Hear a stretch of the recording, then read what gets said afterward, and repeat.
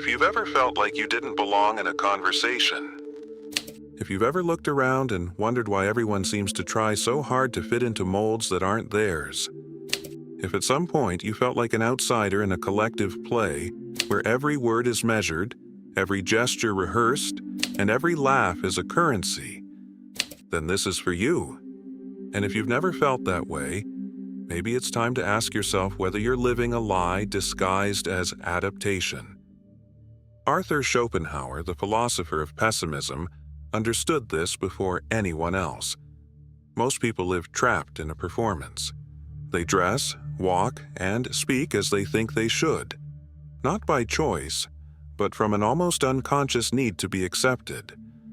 But accepted by whom? Through whose eyes are you willing to sacrifice your essence? Think honestly. How many meaningless conversations have you endured out of politeness? How many times have you laughed at something that wasn't funny just to avoid breaking the script? How often have you feigned interest just to keep things smooth? And the most unsettling question, how much of yourself have you lost in the process? Schopenhauer said it plainly. Intelligence and social life are doomed to clash. The more intelligent you are, the harder it becomes to tolerate the trivial. Not because you think you're better, but because you see what others choose to ignore.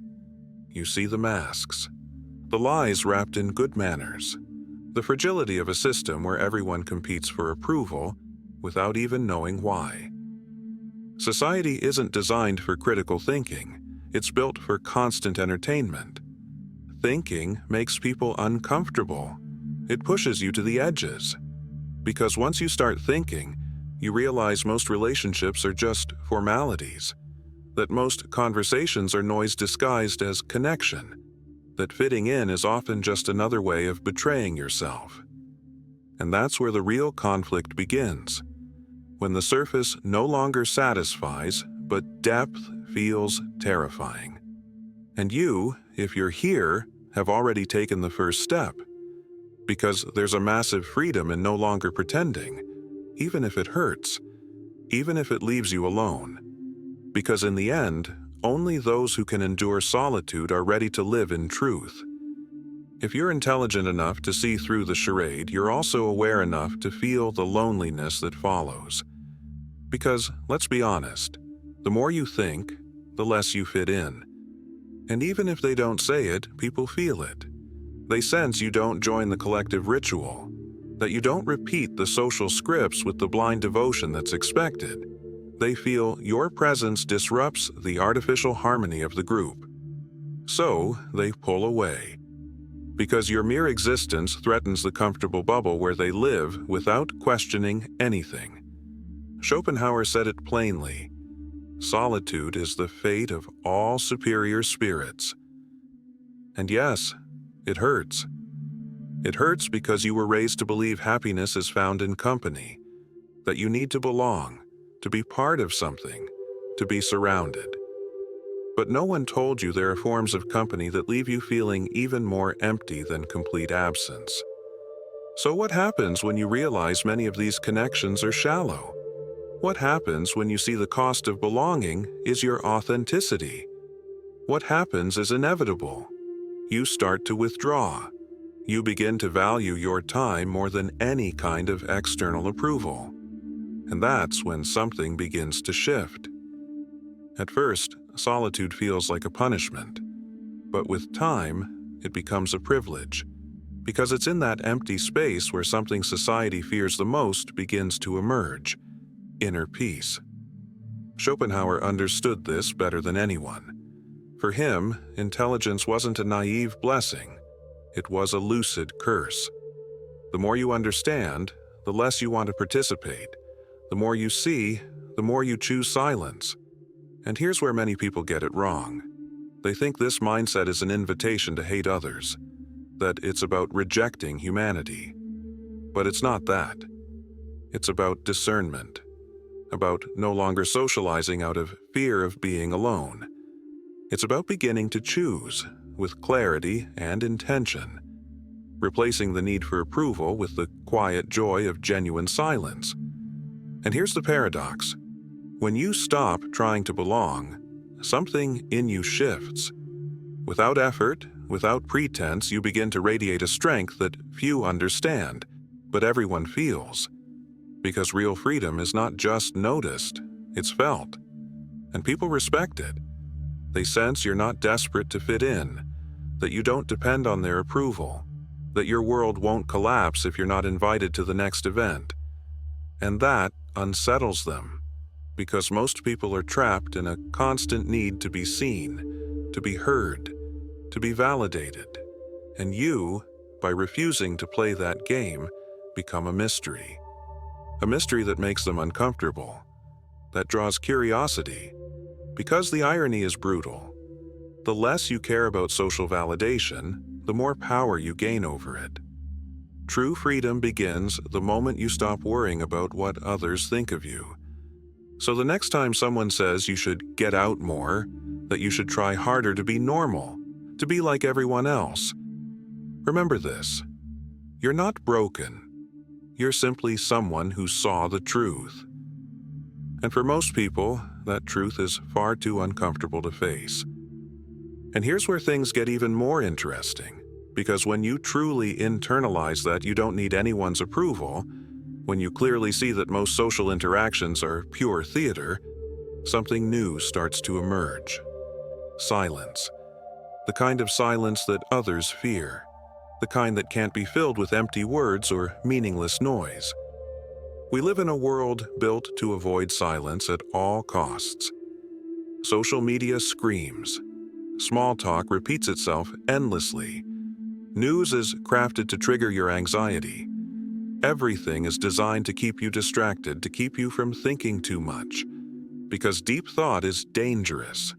It forces you to question, to break away from what's expected. Schopenhauer didn't just understand this. He lived it. He spent much of his life withdrawn from society, surrounded by books, music, and contemplation. Not because he hated people, but because he knew that constant noise dulls the mind. That silence, far from being empty, is the space where clarity is born. And here's where many people get it wrong. They confuse solitude with isolation. But there's a huge difference. Being alone is a choice. It's power. It's choosing depth over quantity. It's saying, I'd rather have less, but real. Isolation, on the other hand, is a sentence. It's what happens when you crave acceptance and never find it. It's the pain of trying to fit into a world that doesn't want you as you are. And here comes the final irony. The one who most desperately seeks acceptance is the one most often rejected.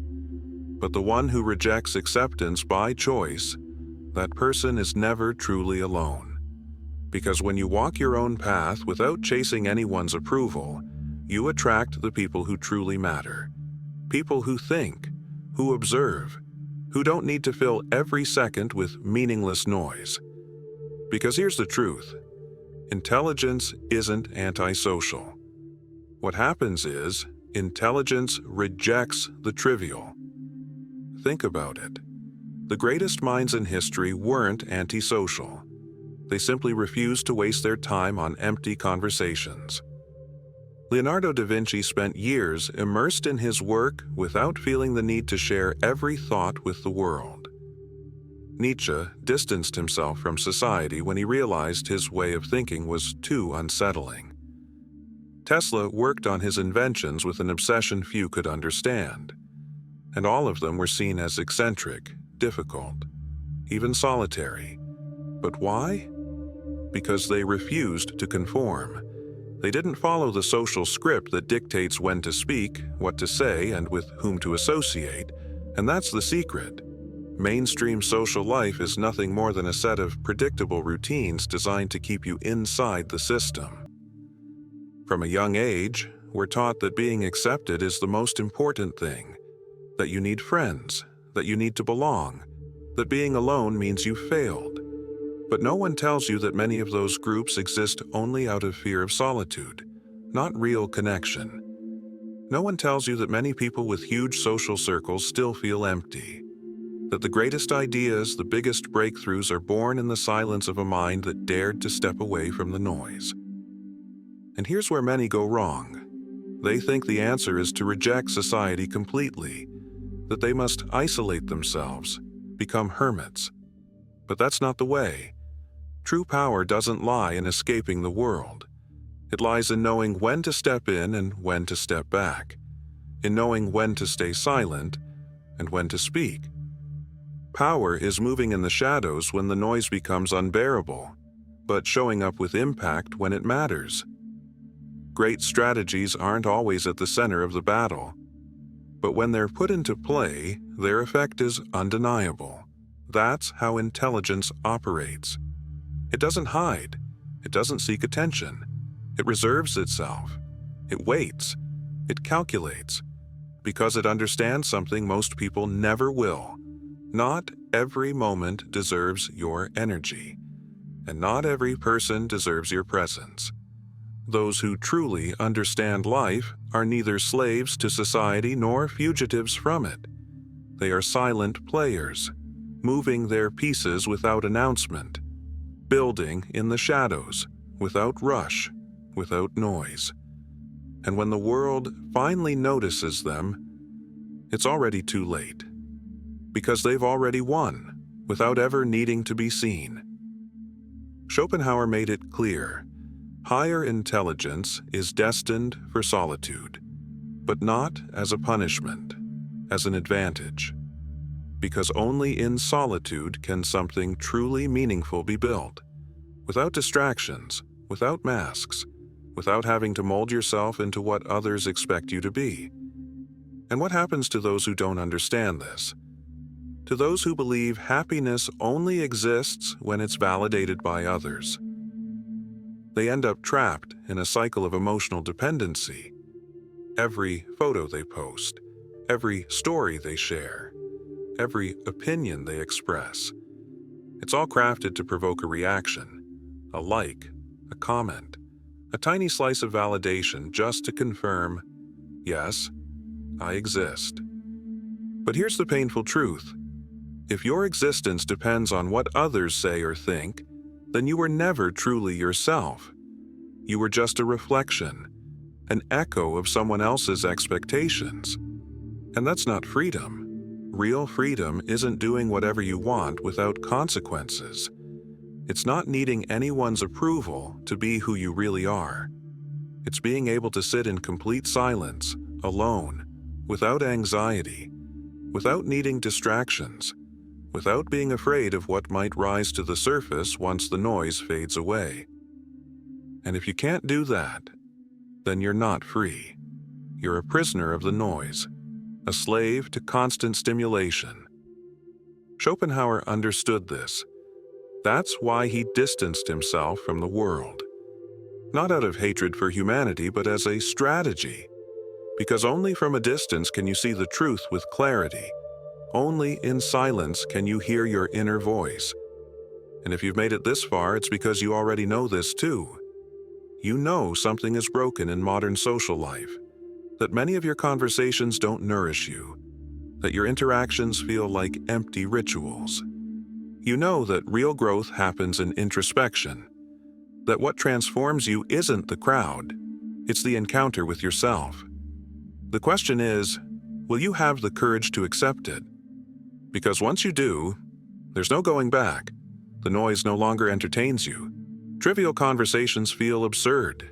The urge to fit in disappears, and the only thing left is the truth. Raw, lonely, but real. Solitude is no longer punishment. It's privilege. One reserved only for those strong enough to endure it without falling apart. And if you've made it this far, it's no coincidence. It's because something inside you is ready to leave the noise behind. So, do what few dare to do. Subscribe, leave a comment with the phrase, "Silence set me free," and join this community that isn't afraid to think differently. Because here, we don't follow the crowd. We listen to what the noise tries to drown out.